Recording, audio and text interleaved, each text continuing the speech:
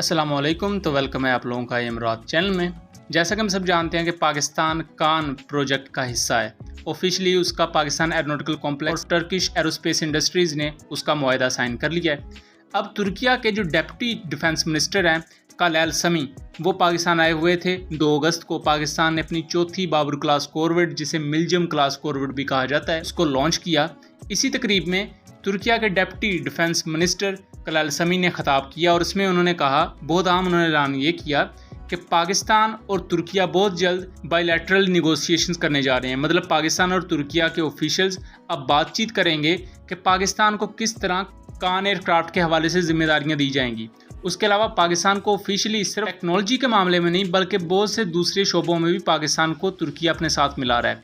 होगा कुछ इस तरह कि उन्होंने यहाँ ये भी बात की कि इस पूरे के पूरे एग्रीमेंट से पहले भी 200 पाकिस्तानी इंजीनियर्स कान प्रोजेक्ट का हिस्सा थे। यानी कि कान प्रोजेक्ट जब से बन रहा है तब भी 200 पाकिस्तानी इंजीनियर्स तुर्किया के इस प्रोजेक्ट में अपनी खिदमत अंजाम दे रहे हैं और ये बहुत बड़ी बात है। और ये उन लोगों के लिए भी जवाब है कि जो ये समझ रहे थे कि कान प्रोजेक्ट में पाकिस्तान क्या इनपुट दे सकता है या पाकिस्तान कुछ नहीं कर सकता। तो 200 पाकिस्तानी इंजीनियर्स इससे पहले भी इस प्रोजेक्ट का हिस्सा हैं। ये तुर्किया के डिप्टी डिफेंस मिनिस्टर ने कहा है। बहरहाल उनकी स्पीच में पूरी की पूरी वीडियो के एंड में डाल दूंगा। यहाँ उन्होंने ये बात की है कि टर्किश एरोस्पेस इंडस्ट्रीज़ के ऑफिशियल और टर्किश डिफेंस मिनिस्ट्री की तरफ से कुछ ऑफिशियल्स और पाकिस्तान एयरफोर्स के और पाकिस्तानी गवर्नमेंट की तरफ से ऑफिशियल्स आपस में निगोशिएशंस करेंगे, मुज़ाकरात करेंगे, जिसमें तमाम लाहे अमल को तय किया जाएगा और ऑफिशियली पाकिस्तान कान प्रोजेक्ट का हिस्सा बन जाएगा। ऑफिशियल पार्टनर होगा पाकिस्तान, सेम जैसे GF-17 प्रोजेक्ट में चाइना पाकिस्तान पार्टनर है, KF-21 प्रोजेक्ट में इंडोनेशिया और साउथ कोरिया पार्टनर्स हैं। इससे हुआ क्या कि जो मल्टीपल सब सिस्टम्स है कान एयरक्राफ्ट के, उनका ठेका या उनकी बिड मिलेगी PAC कामरा को। ये सेम उसी तरह है जैसे GF-17 थंडर है, ये तेजस एयरक्राफ्ट है। अब GF-17 के बहुत से पुर्जे चाइनीज़ कंपनीज बनाती हैं, बहुत से पुर्जे पाकिस्तान में मौजूद कंपनीज बनाती हैं। इनके वेपन्स पाकिस्तानी कंपनीज बनाती हैं, चाइनीज़ कंपनी भी बनाती है। सेम एज आप तेजस एयरक्राफ्ट को देखें, तेजस एयरक्राफ्ट को मेनली बनाता है हिंदुस्तान एरोनॉटिकल लिमिटेड, लेकिन हिंदुस्तान एरोनॉटिकल लिमिटेड के नीचे भी बहुत सी प्राइवेट और दूसरी कंपनीज और दूसरे मुल्कों की कंपनीज भी हैं जो तेजस एयरक्राफ्ट के पुर्जे बनाती हैं।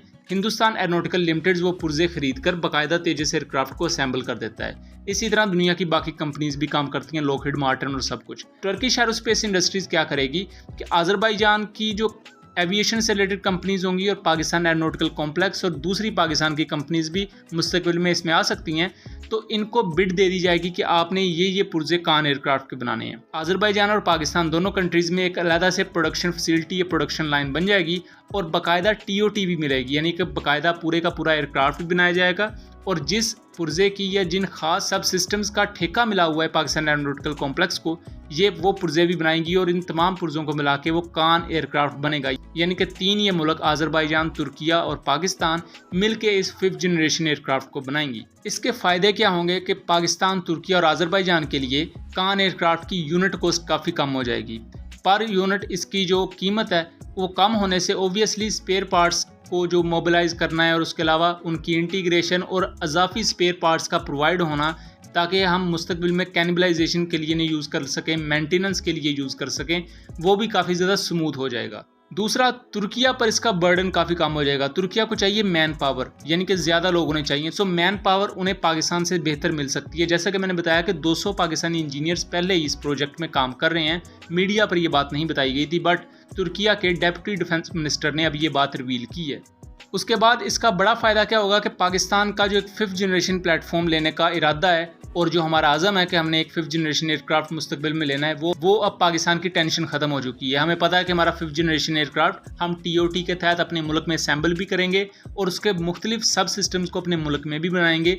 उससे ओबियसली किसी न किसी हद तक हमारा रेवेन्यू भी जनरेट होता रहेगा और हमें दूसरे कंट्रीज़ को एक एयरक्राफ्ट खरीदने के लिए बहुत ज़्यादा पैसा भी नहीं देना पड़ेगा। उसके अलावा जो जॉइंट प्रोडक्शन होगी, मतलब अजरबैजान, तुर्की और पाकिस्तान की, ये वॉर टाइम्स या अगर कोई खुदा ना खास्ता कॉन्फ्लिक्ट जैसी सिचुएशन बनती है उसमें काफ़ी अहम होगी। मैंने जैसा बताया कि जो स्पेयर पार्ट्स होते हैं इनका बहुत मसला होता है।